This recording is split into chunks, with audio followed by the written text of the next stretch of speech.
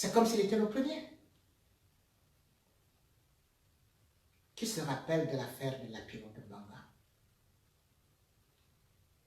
Les Camerounais ont la mémoire courte. Comment est-ce qu'on a assassiné Lapiro de Mbanga? Pourquoi on ne raconte pas cette histoire? D'aucuns se mettent là, sur Facebook pour dire « Ah, qu'est-ce que Longuet peut faire au régime? On a peur de rien, et tout, et tout, et tout. » Pourquoi le régime a eu peur de Lapiro de Mbanga? En 1991, Lapiro de Mbanga, qui a commencé à avoir son succès en 85, c'est lui qui crée le Front pour la libération de Pius Ndiaye et Célestin Monga. Voilà comment est-ce que Lapiro de Mbanga, Ndingamani, va mettre le régime dans des difficultés parce que, de par sa musique, avec le pidgin, de par ses dénonciations, de par sa façon de faire que les foules soient en transe, Lapiro de Mbanga a commencé à inquiéter le régime. Et en 2007, M. Paul Biya se décide à transformer, à violer la Constitution. Parce que la Constitution de 96 que Paul Biya lui-même avait taillée sur mesure disait que le chef de l'État ne peut faire que 2 mandats de 7 ans. Quand tu vois que ça finit déjà, il se décide à violer à nouveau la Constitution. C'est là où Lapiro de Mbanga sort un morceau dont le titre est Constitution constipée. On arrête Lapiro de Mbanga. On interdit les morceaux de Lapiro de Mbanga sur toute l'étendue du territoire national. Nous sommes en 2007. En 2008, les villes mortes éclatent. Parce que Biya veut forcer le verrou de la Constitution. Parce que Biya veut une fois de plus se représenter alors que la Constitution le lui interdit. Et qu'est-ce qu'ils vont faire? Ils vont donc arrêter Lapiro de Mbanga.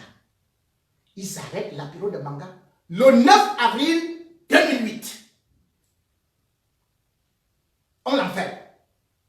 Le temps d'enfermer Lapiro de Mbanga qui mobilisait les jeunes, on fait passer la Constitution, la fausse, le 10 avril 2008. On séquestre Lapiro de Mbanga, on le tabasse, on l'humilie. Et par la suite, Lapiro de Mbanga est condamné le 24 septembre 2008 par le tribunal de grande instance du Mungo. À combien? 3 ans de prison ferme. Plus une amende de 280 millions de francs CFA. Un artiste.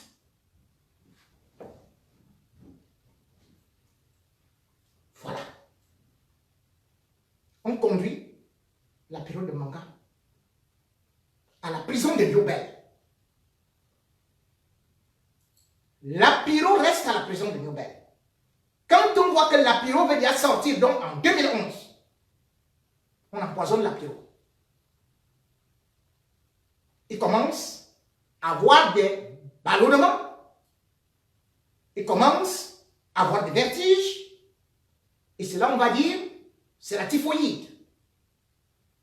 Lapiro de Mbanga sort le 8 avril 2011 de la prison. Il arrive chez lui, il s'affale. Néanmoins, les gens attendaient que Lapiro de Mbanga, puisqu'il était toujours d'une célébrité, on avait déjà calé des dates pour lui. Il est venu ici, il a fait quelques concerts en France, en Belgique, en Suisse, puis il est allé aux États-Unis. Quand Lapiro de Mbanga repart, Parce que Lapiro de Mbanga avait écrit un livre étant en prison. Mort programmée d'un combattant encombrant. Ce livre n'a jamais été publié. Aucun éditeur n'a voulu courir le risque.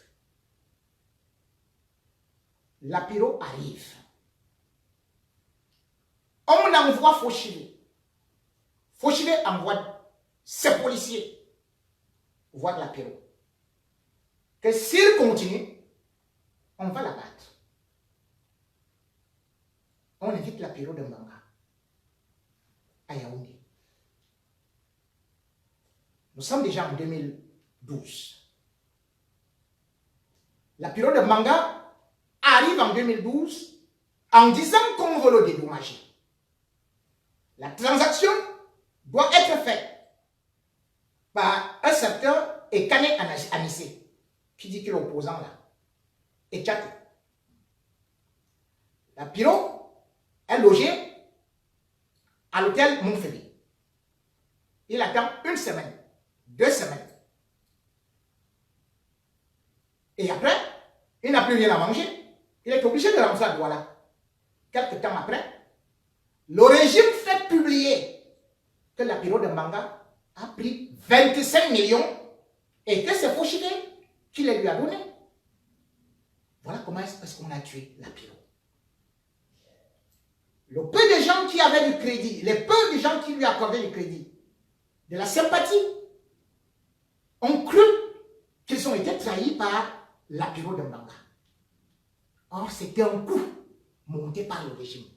Comme on monte le coup de Longuet actuellement. Et c'est comme ça que Lapiro, il va quitter l'hôtel Montferry sans payer sa facture. Il s'est enfui.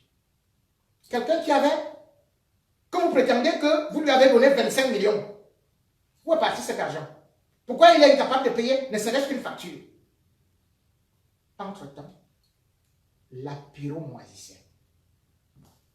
Et en mars, au mois de mars, il y a un commissaire qui s'est présenté devant la maison de Lapiro avec un PA.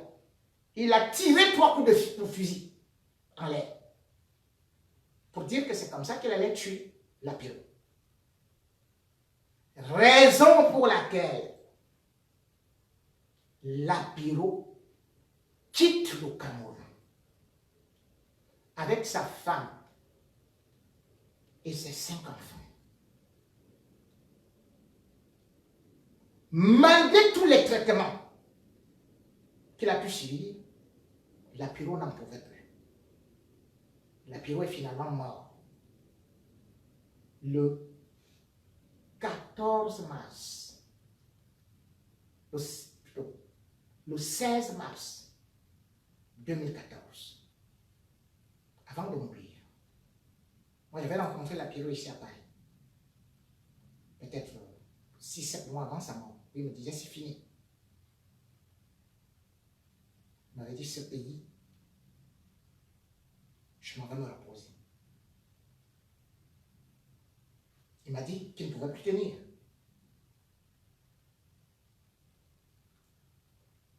Mais Lapiro avait déjà dit qu'il ne sera jamais enterré au Cameroun. Parce qu'il a tout donné à ce pays. Il ne sait pas ce qu'il a fait de mauvais.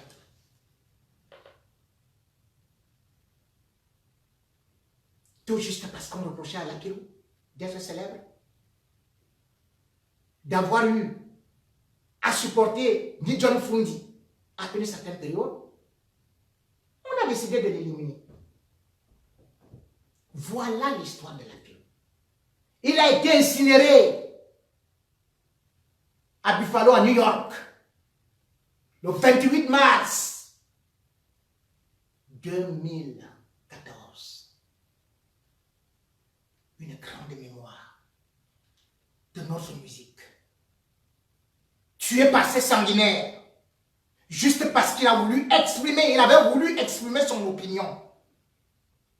Juste parce qu'on avait peur de ses paroles. Ceux qui disent que, qu'est-ce qu'on a peur de quoi? Longuet c'est qui? Ou machin, ou j'ai quoi? Pourquoi est-ce que machin et tout? Mais si ces gens n'avait pas peur de moi. Pourquoi est-ce qu'on me tabassait comme j'ai commencé en introduction? Pourquoi est-ce que chaque fois, on envoyait des militaires ou des policiers m'attraper des gendarmes?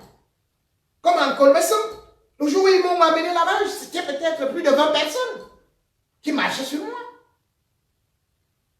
Donc, Lapiro a été assassiné de cette façon.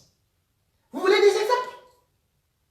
Depuis que Biya arrive au pouvoir, il n'a fait qu'écraser les artistes, même des femmes. Vous connaissez l'histoire de Coco Ateba?